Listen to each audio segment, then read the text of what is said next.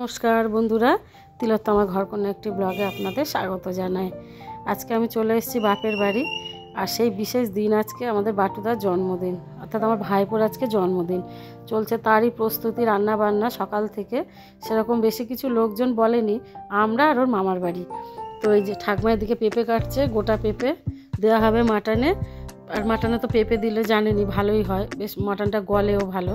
আর অনেকটা রান্না যেহেতু আজকে আর গ্যাসে নয়, আমরা বললাম যে চলো সবাই মিলে উঠোনে রান্না করো, সবাই বসে একদম কাঠের জালে রান্না করো।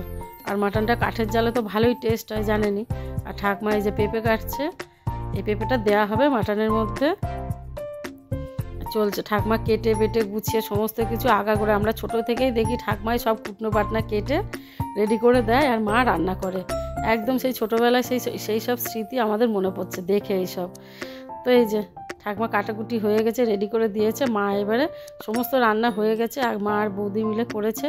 এবার লাস্ট হবে এই যে মাটন, বিশেষ আকর্ষণ এই মাটন রান্না। তো এই যে অনেকটা কড়াইয়ের মধ্যে সর্ষের তেল দিয়ে দিয়েছে। তেলটা গরম হলে এবার ঝপঝপ করে আলুগুলো মা ভেজে দেখলাম তুলে নিল। আর আমার মা কিন্তু মাটনটা ভীষণ ভালো রান্না করে।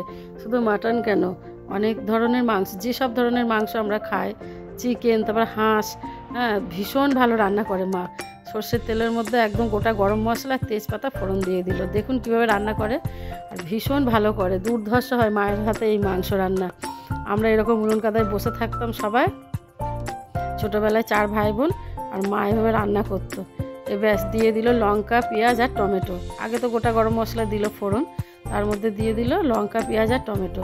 আর ওদিকে মাটনটা আদা রসুন বাটা, তেল, একটু নুন আর হলুদ এইসব দিয়ে ম্যারিনেট করে রেখে দিয়েছে। আদা রসুন বাটাটা মাটনের মধ্যে মাখানোই রয়েছে, ম্যারিনেট করে রেখে দিয়েছে। আর যত বেশি ম্যারিনেশন টাইমটা যত বেশি হবে, মাংসটা তত ভালো গলবে। ওই কারণে মেখে ভালো করে গুছিয়ে রেখে দিয়েছে চাপা দিয়ে।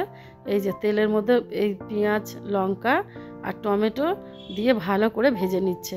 আর কাঠের জালে মাটন রান্না আপনারা জানেনই যে যেখানেই রান্না করুক না কেন, এই কাঠের জালে রান্না করলে একটা আলাদা কিন্তু স্বাদ আসেই।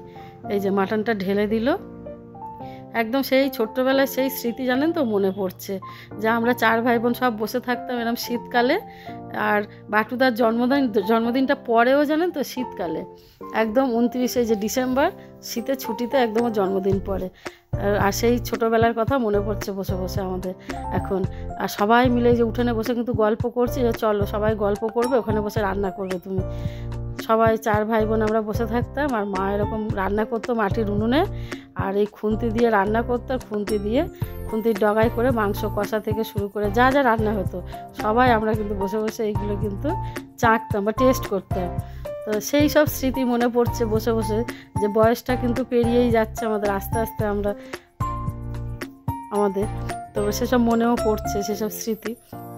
যাই হোক, মাটনটা ভালো করে কিন্তু কষবে 1 ঘন্টা ধরে। ভালো মাংসটা রান্না করতে কিন্তু টাইম লাগবে, মোটামুটি কষানো আর জল ঢালা থেকে শুরু করে। যেহেতু প্রেশার কুকারে দেবে না, তো এই কারণে এই যে থালা চাপা দিয়ে আস্তে করে গ্যাস তো নয়, আস্তে করে এরকম থালা চাপা দিয়ে জালটা আস্তে করে দিয়ে এইভাবে রান্না করবে, এরকম কষিয়ে কষিয়ে। এই যে দেখুন, আর এত সুন্দর ধোঁয়া ওঠা ফ্লেভারটা উঠেছে। আর গরম গরম মাংস আর ভাত এই শীতকালে একদম পুরো জমে যাবে। পেঁপেগুলো এই যে দেখেছেন একদম গোটা রয়েছে। এখন মাংস যখন কষাও হয়ে যাবে, পেঁপে কিন্তু এর মধ্যে গলে মিশে যাবে। এত ভালো গন্ধ বেরিয়েছে যে মানে এ স্বাদের ভাগ হবে না বলে না সেরকম। আর কতদিন আমরা এই কাঠের জালে রান্না খাইনি।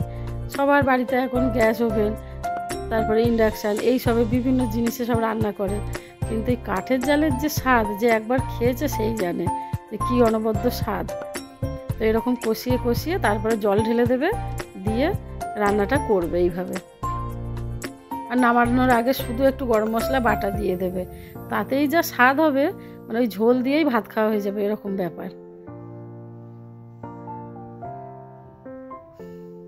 উঠোনে সবাই মিলে আমরা গল্প করছি, আনন্দ করছি, কথা বলছি। অনেক দিন বাদে সবাই এক জায়গায় হয়েছে। আর মটন একটু টাইম লাগে। হ্যাঁ,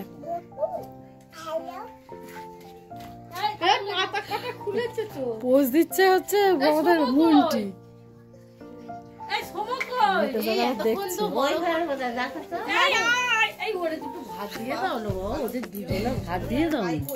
সবাই রয়েছে ওই জন্য বলে একটা ভিডিও করি।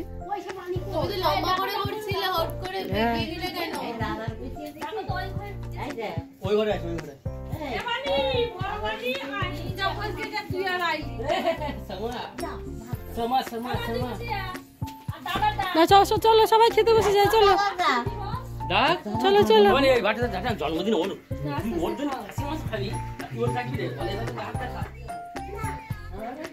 এই যে এদিকে রান্না হয়েছে ফুলকপি আলু ভাজা, ভাত, ডাল, আর এই যে লাউ চিংড়ি, আর এদিকে মটন কষা। মটন কষা তো হচ্ছে দেখলেনি, আর স্যালাড, আর মিষ্টি পাঁপড় যা যা আছে সেইগুলো আছে।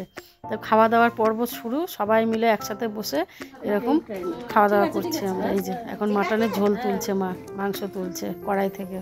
কিন্তু দাদু খেতে পারবে, মানে দাদু রাতের ব্যাপার আছে তো ওই জন্য বলছি। হ্যাঁ দাও, তুলে দাও ওদের, তারপরে যা লাগবে ওরা নেবে, আবার যেতে দেবে। এবার বসা একবারে সব বসিয়ে দাও।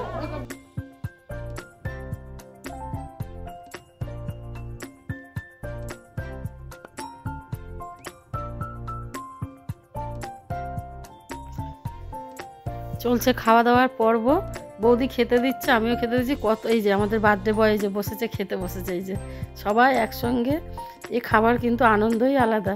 সেই ছোটোবেলায় সেই সব স্মৃতি আমাদের মনে পড়ছে, যে সবাই একসঙ্গে এরকম করে খেতে বসতাম এই বারান্দাতে। এই বাড়িতেই আমরা মানুষ হয়েছি, নতুন বাড়িতে এখনও ওরা গেছে, কিন্তু খাওয়া দাওয়া সমস্ত পর্ব সব এই বাড়িতে, পুরনো বাড়িতে। সেই সব কথাই মনে পড়ছে, যে সবাই, বাবা তখন বেঁচে ছিল, সবাই একসঙ্গে এই বারান্দায় আমরা খেতে বসতাম। আর মা তো সবাইকেই খেতে দিত একসঙ্গে, যে আলাদা করে নয়, সবাই একসঙ্গেই খেতে বসো। এইভাবেই আমাদের এরকম চলতো। তো সেই সব দিন মনে পড়ছে। আজকে বাবা নেই, হ্যাঁ, তো সবাই মিলে এই যে খেতে বসেছি। ভাই বসেছে, সুইটি বসেছে, আমার ভাইপো, ভাইজিরা, ওদিকে দাদা, হ্যাঁ, এদিকে মা কিন্তু দাঁড়িয়ে দেখছে সবার কে কি খাচ্ছে, এরা বসে রয়েছে। তো এই জীবনটা আবার মনে হচ্ছে যেন কোথাও গিয়ে যেন একটা আবার সেই ফিরে পেলাম আনন্দটা। তো ভিডিওগুলো ভালো লাগলে অবশ্যই সাবস্ক্রাইব আর পেজটাকে ফলো করে দেবেন।